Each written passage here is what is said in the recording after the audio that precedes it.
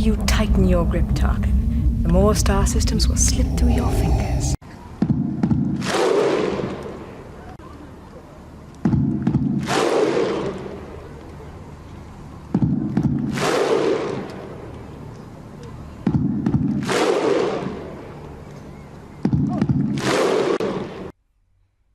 All right. I had several people ask me about the de-dollarization, or basically the United States possibly losing its reserve currency status, which has been eroding since basically, really 1971, but basically since 1981 or 82, something like that. So instead of answering all this stuff individually, this probably should be on Patreon, but hopefully my Patreon members will forgive me, since I am going to cast this about among the masses. Anyway, without further ado, because it's going to be a long one, let's get started. This is from Global Research. Now, Global Research is not necessarily anti-American, but it's more European-centric. It's kind of like anti-globalization. So with that being said, is it left or right leaning? I can't really determine which one it is. But anyway,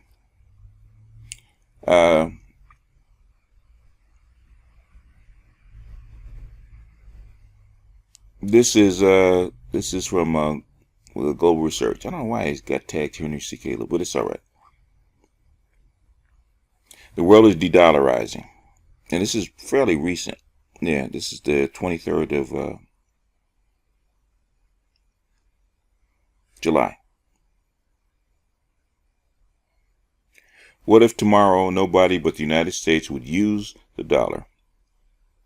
Every country or society would use their own currency for internal and international trade. Something we just talked about with Henry C. Caleb yesterday, I think the other day. Their own economy-based non-fiat currency.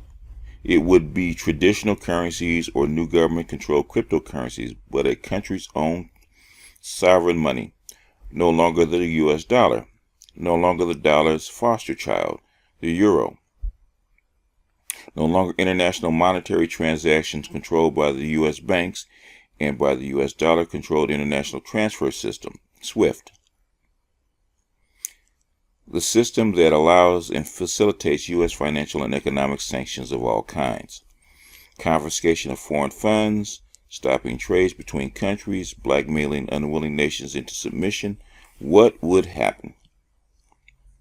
Well, the short answer is that we would certainly be a step closer to world peace. I don't know about that. Away from U.S. financial hegemony towards nation-state sovereignty and towards a world geopolitical structure of more equality. I agree with that. We're not there yet, but graffitis are all over the wall, signaling that we are moving quite rapidly in that direction. And Trump knows it, and his handlers know it, which is why the onslaught of financial crimes, sanctions, trade wars, foreign assets, and reserve confiscations or outright theft, all in the name of Make America Great Again, is accelerating exponentially and with impunity. What is surprising is that the Anglo-Saxon hegemons do not seem to understand that all the threats, sanctions, trade barriers are provoking the contrary to what should contribute to American greatness. Economic sanctions in whatever form are effective only as long as the world uses the U.S. dollar for trading and reserve currency. Very true.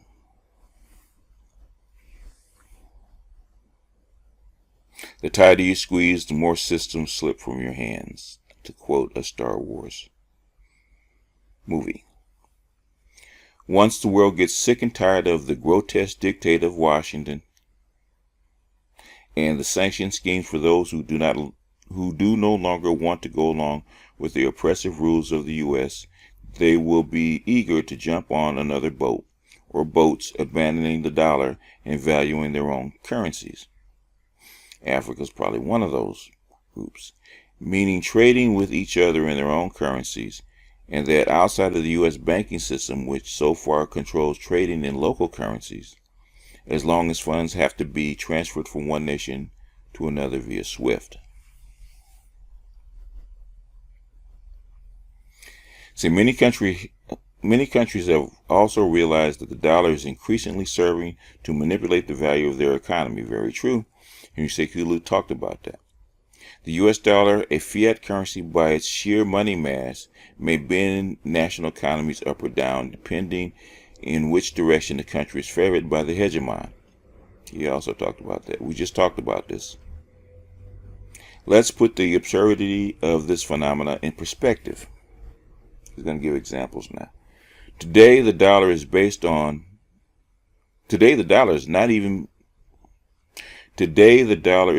not even on hot air, and is worth less than the paper it is printed on. Very true. In fact, it's not even printed on paper. That's the funny thing. It's all digits. The U.S. GDP is $21.1 trillion in 2019 World Bank estimate, and with the current debt of $22 trillion, or about 105% of GDP. It's more like 23 trillion, but who's counting? The world GDP is projected for 2019 at US $88 trillion. According to Forbes, about $220 trillion are unfunded liabilities. The net present value of future projected but unfunded obligations. 75-year mark, man. I've been hearing about this for a long time. Mainly Social Security, Medicaid, and accumulated interest on debt. A figure about 10 times the U.S. GDP, or 2.5 times the world's economic output. In other words, the debt the United States holds is 2.5 times the world's economic output, which cannot pay it. This figure keeps growing as interest on debt is compounded, forming a part of what will be called, in business terms, debt service. Interest in debt amortization, but is never paid back. In addition, there are about $1 to $2 quadrillion, nobody knows the exact amount, I've been saying that for years, of so-called derivatives floating around the globe. A derivative is the financial instrument in which creates its value from a speculative difference of underlying assets, most commonly derived from such interbanking and stock exchange oddities like futures, options, forwards, and swaps. They've been doing options, forwards, and swaps since 2008. I might go back and pull some old stuff when I think it was 2007 or 2008 that I have to go back and look at it. This monstrous debt is partly owned in the form of treasury bonds as foreign exchange reserves by countries around the world. The bulk of it is owed by the U.S. to itself, with no plans to ever pay it back, but rather create more money. That's what Henry C. Lou says.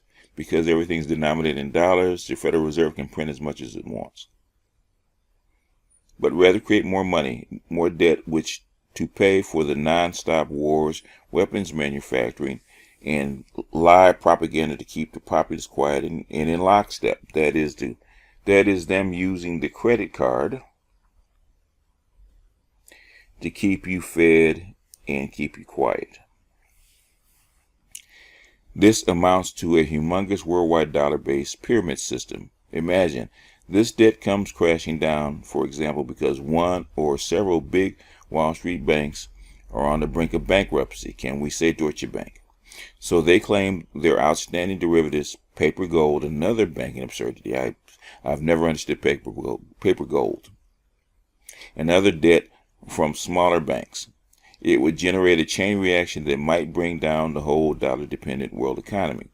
It would create an exponential Lehman Brothers 2008 on a global scale. We were talking about this party. Remember I did the video party like it's 2008? The world is increasingly aware of this threat. An economy built on a house of cards. Everything he's saying we talked about yesterday. And countries want to get out of the trap, out of the fangs of the US dollar. It's not easy with all the dollar-denominated reserves and assets invested abroad and all over the globe. You can't unstack all that paper all at once. A solution may be gradually divesting from the US dollar liquidity and investments and moving into a non-dollar dependent currencies like the Chinese yuan and the Russian ruble, or a basket of Eastern currencies that are delinked from the dollar and its international payment scheme, the SWIFT system. Beware of the euro and its foster child of the US dollar. The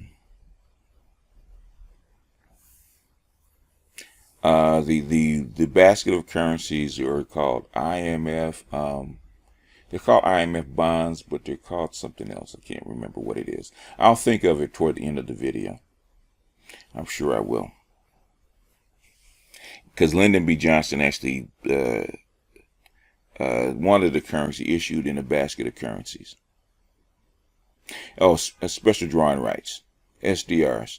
So if you look up IMF SDRs, you find out that this is what he's talking about a basket of currencies, and they're weighted differently. So you have I think it's like the 10 major currencies on the globe. Last I looked, and they put them they weigh them differently, and then they put it in a basket of currencies, and then they issue money or bonds, which is special drawing rights. Anyway, you can actually buy them, believe it or not. There are increasingly blockchain technology alternatives available. China, Russia, Iran, and Venezuela are already experimenting with government-controlled cryptocurrencies to build new payment and transfer systems outside the US dollar domain to circumvent sanctions. Remember I was saying that with Venezuela about almost 2 years ago. India may or may not join this club whenever the Modi government decides which way to bend, east or west. The logic would suggest that India orients herself to the east, as India is a significant part of the huge Eurasian economic and land market and landmass. India is already an active member of the Shanghai Cooperation Organization, SCO, an association of countries that are developing peaceful strategies for trade, monetary security, and defense.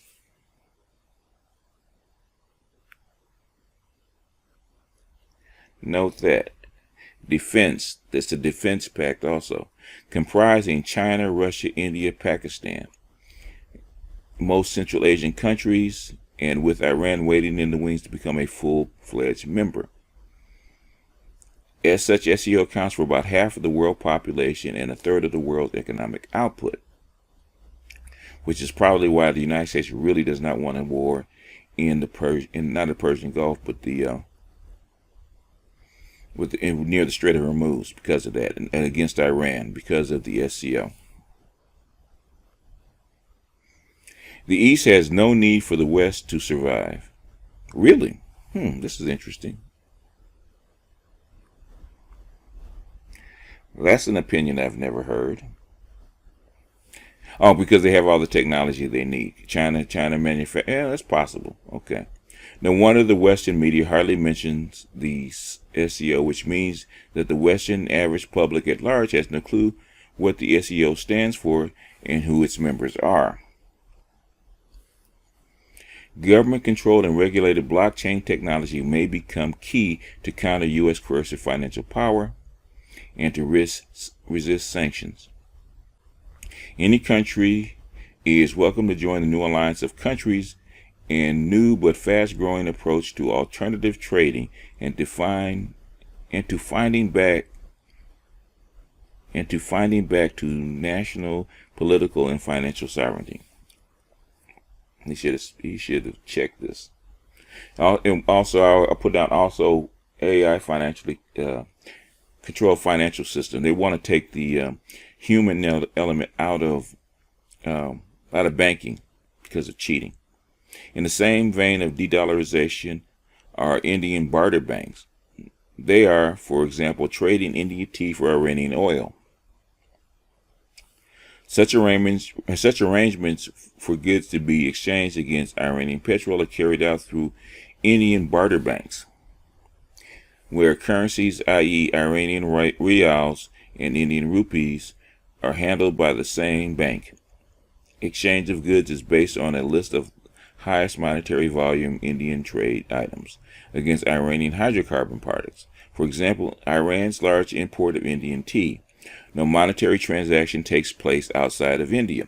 Therefore, U.S. sanctions may be circumvented, since no U.S. bank or U.S. Treasury interference can stop the bilateral trade. This is probably what happened between Syria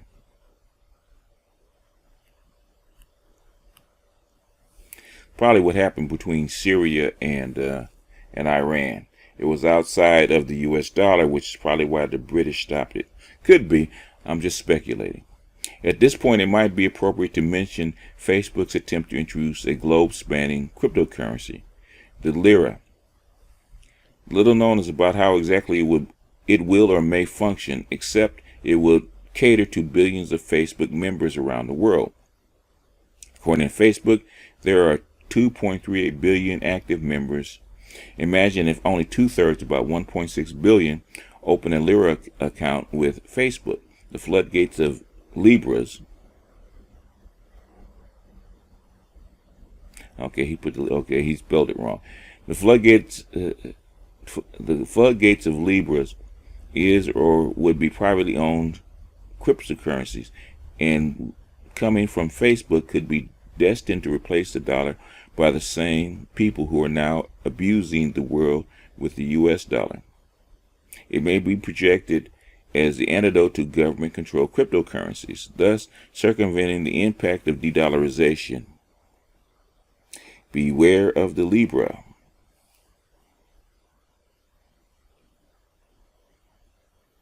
I don't know. You guys have to tell me what you think about that.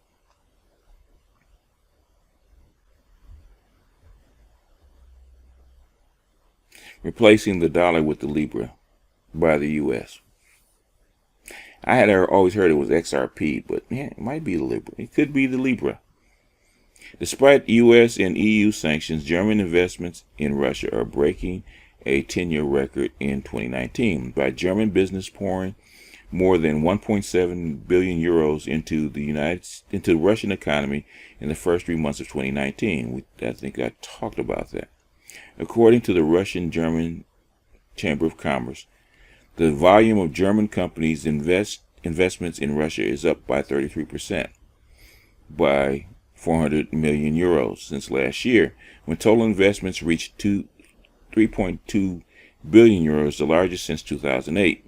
Despite sanctions which amounted to about 1 billion combined for 140 German companies surveyed and registered with the Chamber of Commerce, despite Western anti-Russia pressure, Russia-German trade has increased by 8.4% and reached nearly 62 billion in 2018. That's a lot. But I always thought, there's a article called talking about the Neuro where Germany goes east. So if the EU breaks up, NATO breaks up, the EU breaks up, then Germany probably will go east. This is just one more indicator that that's probably going to happen. In addition, notwithstanding U.S. protests and threats with sanctions, Moscow and Berlin continue their Nord Stream 2 natural gas pipeline project, which is expected to be finished before the end of 2019. Not only is the proximity of Russian gas a natural and logical supply source for Germany and Europe, it will also bring Europe independence from the bullying sales methods of the United States. And payments will not be made in U.S. dollars. In the long run, the benefits of German-Russian business and economic relations will far outweigh the illegal U.S. sanctions. Once this awareness has sunk in, there is nothing to stop Russian-German business associations to flourish and to attract other EU-Russian business relations. All outside of the dollar denominated banking system and transfer system. President Trump's trade war with China will eventually also have the de-dollarization effect, as China will seek and already has acquired other trading partners. That is true. Because of the trade war, they've had to. Mostly Asian Pacific, and European, with whom China will deal in other than dollar-denominated contracts and outside the SWIFT transfer system. For example, using the Chinese International Payment System, CIPS, which, by the way, is open for international trade by any country across the globe. They have been unwilling to really use CIPS in a major way. They're still on the SWIFT system. So for whatever reason, China SWIFT CIPS is not really ready for prime time. But continuing, this will not only circumvent punishing tariffs on China's exports and make U.S. customers of Chinese goods furious. Also, the Chinese merchandise is no longer available at affordable prices. That's already happening, or no longer available at all. But this strategy will also enhance the Chinese yuan on international markets and boost the Chinese yuan even further as a reliable reserve currency, ever outranking the U.S. dollar. In fact, in the last 20 years, the dollar-denominated assets in international reserve coffers have declined from more than 90% to below 60%. On the next article, we'll actually show that in a chart, and will rapidly decline further as Washington's coercive financial policies prevail. Dollar reserves are rapidly being replaced by yuan and gold, and that even in such a staunch supporters of the West as and even Australia, which basically is a Western country. Washington also has launched a counterproductive financial war against Turkey, because Turkey is associating and creating friendly relations with Russia, Iran, and China, and foremost because Turkey, a NATO stronghold, is purchasing the Russian S-400 cutting-edge air defense system, a new military alliance which the U.S. cannot accept. And we always talked about that. As a result, the U.S. is sabotaging Turkish currency, the lira, which has lost about 40% since January 2018. Well, you shouldn't try to initiate a coup within someone's country. They tend not to like you. Turkey will certainly do whatever it can to get out from under the boot of the U.S. dollar stranglehold and currency sanctions, and further ally itself with the East. This amounts to a double loss for the U.S. Turkey will most likely abandon all trading in U.S. dollars and align her currency with, for example, the Chinese yuan and the Russian ruble, and to the detriment of the Atlantic Alliance. Turkey may very likely exit NATO. Abandoning NATO will be a major disaster for the U.S., as Turkey is both strategically as well as in terms of NATO military power one of the strongest, if not the strongest, nation of the 29 NATO members outside of the U.S. That's very true. Turkey has a very large army, intentionally a very large army by NATO. If Turkey exits NATO, the entire European NATO alliance will be shaken and questioned. Shaken and question is not the word. It'll disband. Other countries, long weary of NATO and of storing NATO nuclear weapons on their soils, especially Italy and Germany, may also consider exiting NATO. In both Germany and Italy, a majority of the people is against NATO, and especially against the Pentagon waging wars from their NATO bases in their territories in Germany and Italy. Very true. It puts them at jeopardy. To stem against this trend, the former German defense minister Ursula von der Leyen from the conservative German CDU party is being groomed to become Jean-Claude Juncker's successor as president of the European Commission. Mr. Juncker served since 2014. Ms. von der Leyen was voted in tonight, 17th of July, with a narrow margin of 9 votes. She is a staunch supporter of NATO. Her role is to keep NATO as an integral part of the EU. In fact, as it stands today, NATO is running the EU. They've always run the EU. This may change once the people stand up against NATO, against the U.S. vassal, the EU administration in Brussels, and claim their democratic rights as citizens of the democratic rights as citizens of their nation states. This is something that the UK has said, which is Brexit, which the EU is trying to prevent. Europeans sense that the Pentagon initiated and ongoing wars and conflicts supported by Washington's European puppet allies may escalate into a nuclear war. Their country's NATO bases will be the first ones to be targeted, sinking Europe for the third time in 100 years into a world war. However, this one may be all destructive nuclear. This dude's writing. And nobody knows or is able to predict the damage and destruction of such a catastrophe, nor the time of recovery of Mother Earth from an atomic calamity. It is what it is. I don't see a nuclear war happening. I think the cooler heads will prevail. But what do I know? So let's hope Turkey exits NATO. It would be a giant step towards peace and a healthy answer to Washington's blackmail and sabotage against Turkey's currency. The U.S. currency sanctions are in the long run a blessing. It gives Turkey a good argument to abandon the U.S. dollar and gradually shift towards association with Eastern monies, mainly Chinese yuan, thereby putting another nail in the U.S. dollar's coffin. However, the hardest blow for Washington will be when Turkey exits NATO. Such a move will come sooner or later, notwithstanding Ms. von der Leyen's battle cries for NATO. The breaking up of NATO will annihilate the Western power structure in Europe and throughout the world, where the U.S. still maintains more than 800 military bases. On the other hand, disbanding NATO will increase the world's security, especially in Europe. I don't think that's going to happen. That I disagree with.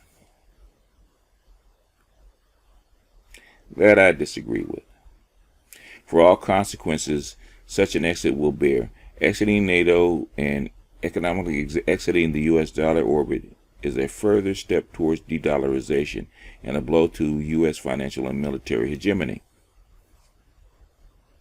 Agree with that. Finally, investments of the Chinese Belt and Road Initiative, BRI, also called the New Silk Road, will be mostly made in yuan and local currencies of the countries involved, and incorporated into one or more of the several BRI land and maritime routes that eventually will span the globe, if it hasn't already. Some U.S. dollar investments may serve the People's Bank of China's central bank, as a dollar divesting tool of China's huge dollar reserves, which currently stands at close to $2 trillion. It's a lot of money. We're not going to ask well, China would hurt itself by throwing back all the dollars. The BRI promises to become the next economic revolution, a non-dollar economic development scheme over the coming decades, maybe century connecting peoples and countries, cultures, research, and teaching without, however, forcing uniformity, but promoting cultural diversity and human equality. I don't agree with that either. We don't know what the BRI will bring. And outside of all the dollar dynasty breaking the nefarious dollar hegemony.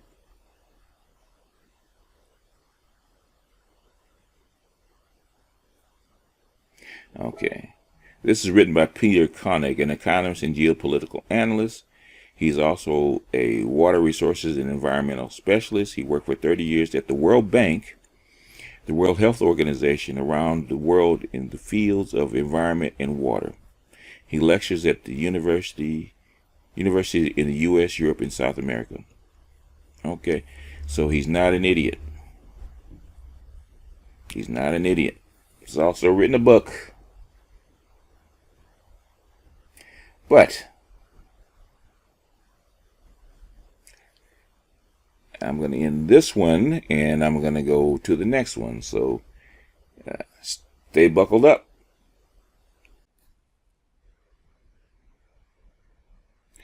All right, here's the next one. And this is the main one people have been asking me about. The first one was a setup, but this is the main one people are asking me about. I've had about 10 people actually ask me about this one. JPMorgan, we believe the dollar could lose its status as world's currency, reserve currency. By Tyler Durden. Almost 8 years ago, we first presented a chart. It was almost 8 years ago, almost a year ago. We first presented a chart first created by JPMorgan's Michael Symbolist, which showed a very simple and vividly that reserve currencies don't last forever, and that in the not too distant future, the US dollar would also lose its status as the world's most important currency, since it is never different this time. Which they had hoped that it was, because the new American century was supposed to preserve the dollar status. Okay, this is basically the reserve currency since basically 1492, or the mid 1400s with the slave trade and the beginning of the New World. In the very beginning, because Portugal had the sailing routes to Africa, but also to China. So if you look at it, that you can see that first started with Portugal, and then Spain until the Spanish Armada. The Dutch, remember the Dutch East Indian Company, the Dutch trading companies, and then after that, France,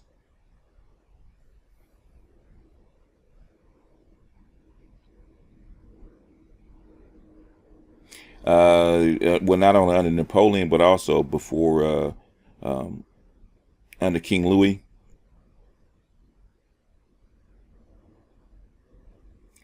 Britain until 1921, and here we are with the United States. The United States has been almost 100 years, believe it or not. So in other words, you can see the scale. That eventually, over time, nobody lasts forever. And the United States is, depending on how you look at it, probably overextended, since things are actually going faster. As Symbolist put it back in January 2012, excuse me, I am reminded of the following remark from the late MIT economist Roger Dornbush. Crisis takes much longer time coming than you think, and then it happens much faster than you would have expected or thought.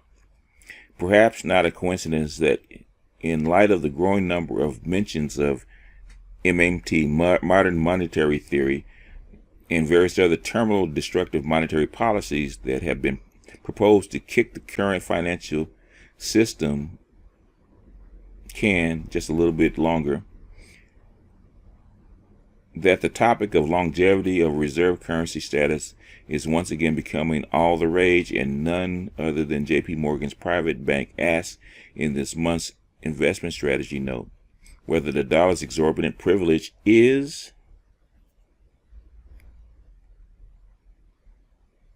coming to an end. So why is JPM, after first creating the iconic chart above, which has since spread virally across all financial corners of the internet, not only worried that the dollar's reserve status may be coming to an end, but in fact goes so far as to state that we believe the dollar could lose its status as the world's dominant currency, which could see it deprecate over the medium term due to structural reasons as well as cyclical impediments.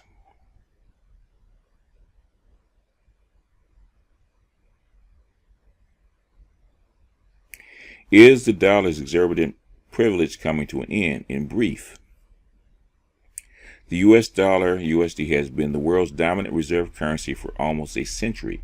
As such, many investors today outside the United States have built and become comfortable with sizable USD overweights. In other words, what he's saying is, when he said overweights, means they're way over leveraged in holding US dollars. However, we believe the dollar could lose its status as the world's dominant currency, which could see it depreciate over the medium term due to structural reasons as well as cyclical impediments.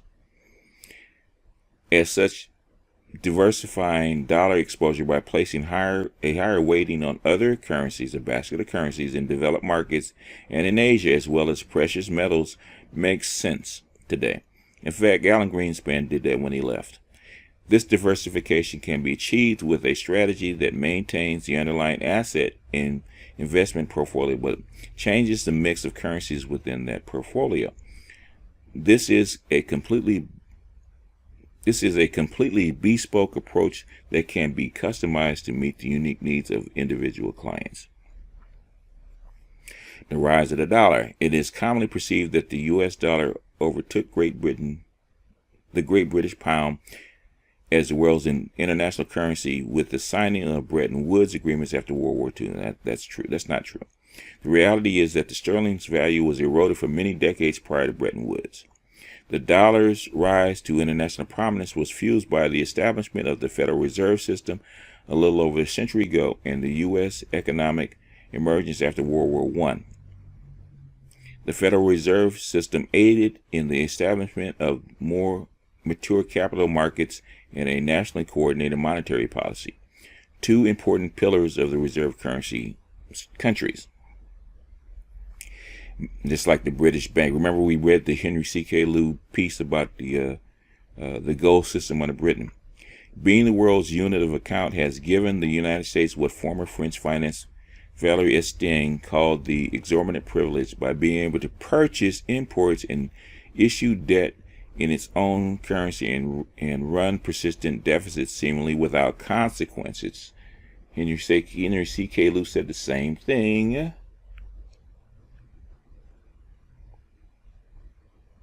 But I've also read that in Gold, Dollars, and Power, when they were actually pushing back up against the Bretton Woods system back in the 60s, not 2000, but the 60s. The shifting center. There's nothing to suggest that the dollar dominance should remain in perpetuity. In fact, the dominant international currency has changed many times throughout history, going back thousands of years, as the world's economic center has shifted. Shout out to the master teacher, Carol Quigley.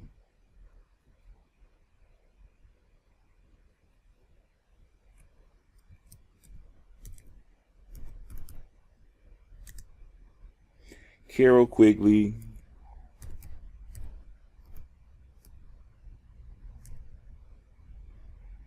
and Tragedy and Hope.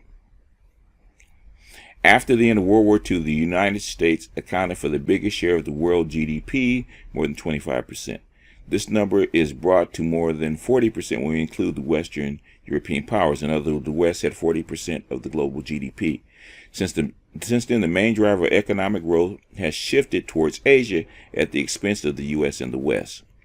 China is at the epicenter of this recent economic shift, driven by the country's strong growth and commitment to domestic reforms.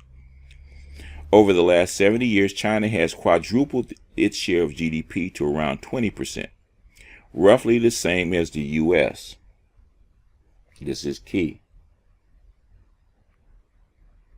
Roughly the same as the U.S. And this share is expected to continue to grow in the years ahead. China is no longer just a manufacturer of low-cost goods, as a growing share of the corporate earnings is coming from high-value-added sectors like technology. Very true. Here's a chart of China's reigning its status as a global superpower. You can actually see until the European invasion, right here, China was the reigning global superpower, economic power. And then after Europe overtook it, it went into steep decline. Right through World War II, when it actually got its freedom, when it bottomed out, right here. And then since 1968, really, when with the opening up of China, it's been on a steady upward projection. And it's at 20%, but it's going to be about 25% where the United States was when it took over.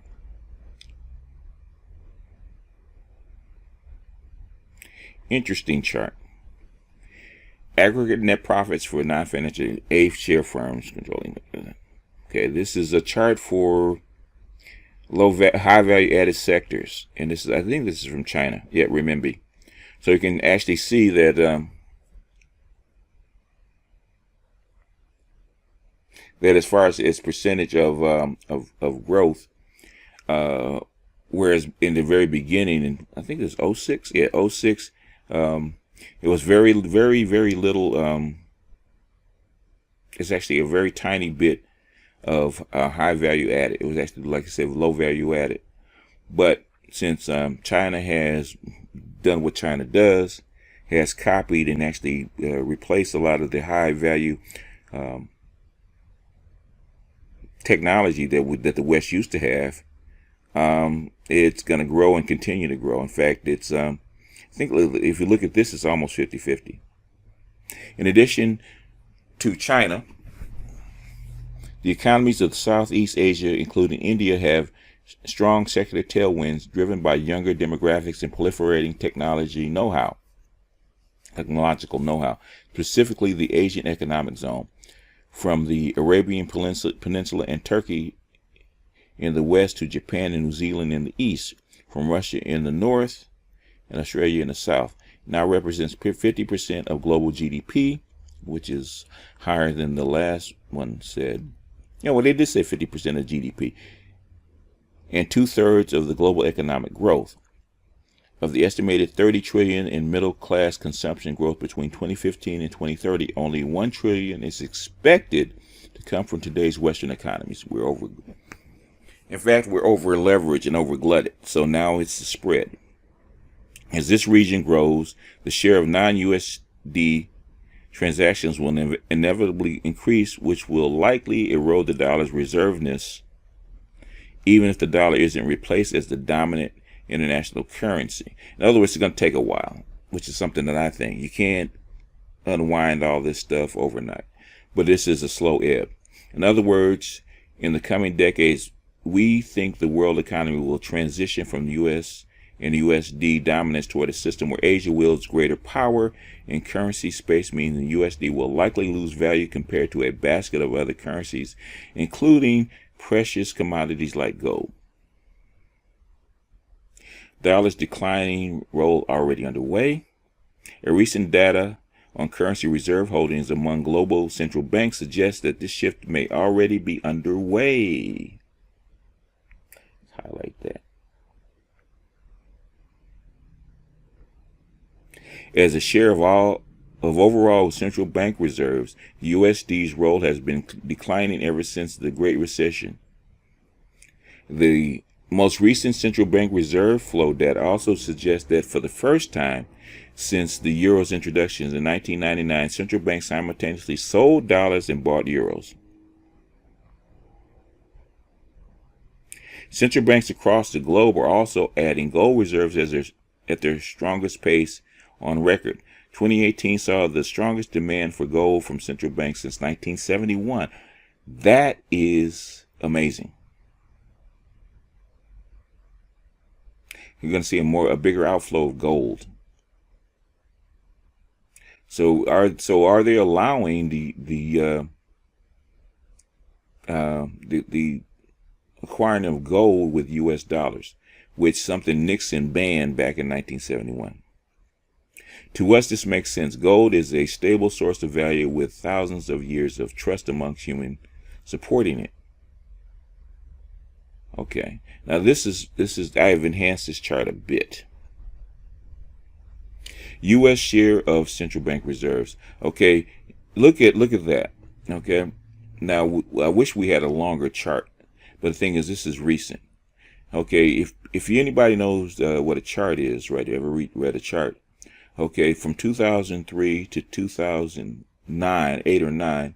Okay, that's a double top. That means it's topped out as far as a share of central bank reserves, and this is not a good chart. Okay, in other words, this chart is first wave. This chart looks like it's going to accelerate. So this may come faster than we think if this chart is correct. I don't like this chart. This is a medium term. I think they said the max was 90%, and now we topped out at 60% here in the medium term, and now we're like heading down to 50% with no end in sight. This is just getting started. Trade wars have long-term consequences. The current U.S. administration has called into question agreements with nearly all of its largest partners, tariffs on China, Mexico, and European Union, and renegotiating NAFTA, as well as abandoning the Trans-Pacific Partnership that was dead anyway.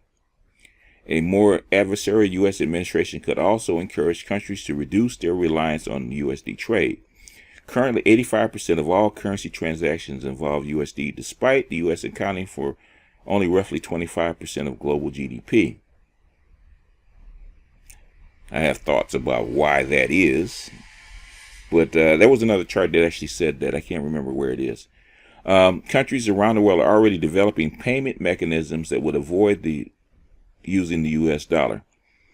The systems are small and still developing, but is likely to be a structural story that will extend beyond one particular administration. That's very true. You can't stop it. Cryptos are here to stay.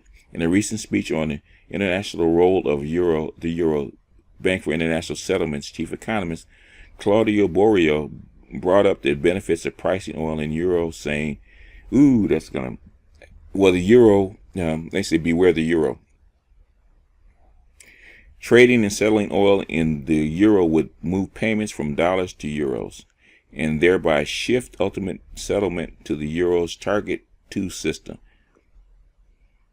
This could limit the reach of the U.S. foreign policy insofar as it leverages dollar payments. I don't think that's going to work, buddy. I said you can't assume the reserve status that quickly. They don't have anything to back it up. They don't have a military to back it up. The European Central Bank also alluded to this theme in recent reports, saying that there were growing concerns about the impact of international trade tensions, challenges to multilateralism, and including the imposition of unilateral sanctions, seem to have lent support to Euro's global standing. They're trying to save themselves by saying that. We believe we are at an important juncture. On a real basis, the dollar stands currently more than 10% above its long-term average, and on a nominal basis has actually been trending lower for 50 years.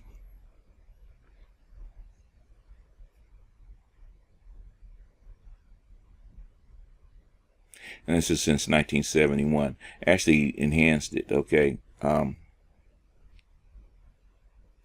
This is Volcker when he kind of rectified what had happened with the getting off the gold standard by raising interest rates, actually bring money, strengthen the currency, bring money back into the country. This is Reagan spending that money and dropping it back below the trend line. This is Bill Clinton and the technology market push, from 1994 to 2000. This is the crash, and this is the bottom is the currency crisis that we had back in 2007, 2008. And this is the recovery. But the thing is that we're headed for another downturn. Now, will we go below this floor? I don't know. Something we're going to have to examine later on. I might have to do these charts individually. Given the persistent and rising deficits in the United States in both fiscal and trade, we believe the U.S. dollar could become vulnerable to a loss of value relative to more than a diversified basket of currencies, including gold. As we scan client portfolios, we see that many of them have far more dollar exposure than we feel is prudent.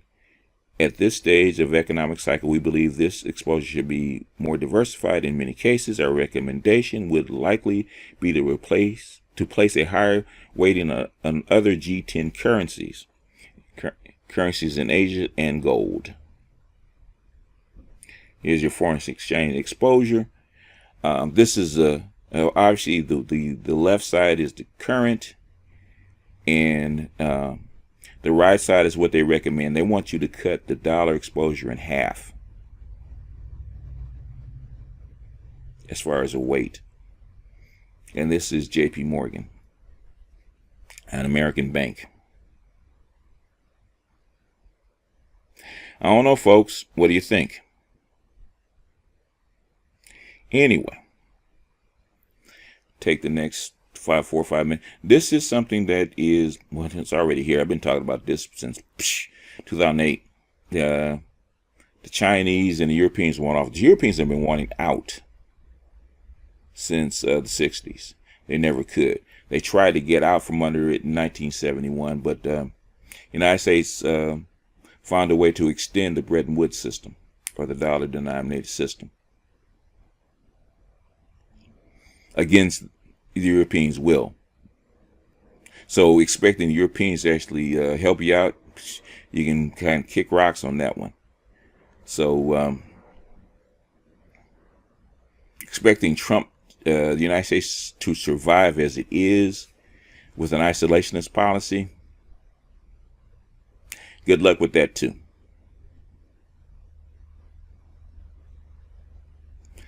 But like I say, 2019, get right or get left.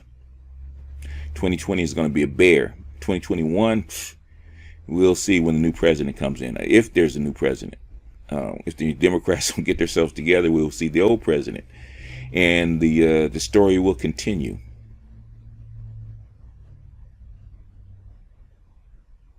But anyway, you guys wanted my reading on this particular article coming out of Zero Hedge. And so I decided to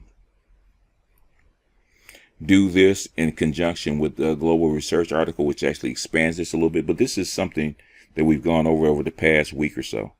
So this shouldn't come as a surprise, especially with the article I just read about Henry C.K. Lew and the dollar millstone. This has been brewing for a while. I've said it here and there. This kind of coming to the fore with the Deutsche Bank, because we may be coming into another crisis. Who knows? So people that are cheering this, I wouldn't cheer it, because it's going to be more hardship for the United States. I wish we had a sounder leadership as far as this monetary policy, because in my estimation, the United States has been screwing this shit up. They've been screwing the pooch for the last 20 years. And now the chickens are coming home to roost, which makes it harder on me because I'm an old man. It's going to make it harder on my children. It's going to make it harder on my grandchildren by this misappropriation of funds and them trying to throw good money after bad. You know, it's like trying to keep an old car running because you don't want to pay new car notes. Is what it is.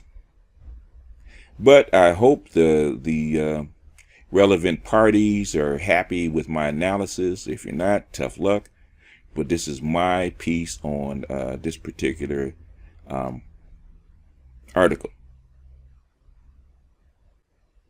So as usual, like, share, and subscribe. Or don't. Anyway, folks, This is a long one, and I don't expect everybody to read this, but this is what has been asked for. So it probably should be a Patreon piece, but I am sharing the wealth with the masses. So with that, I'm going to jump off here. This is BGS out, and I'll see you guys on the next one. Peace.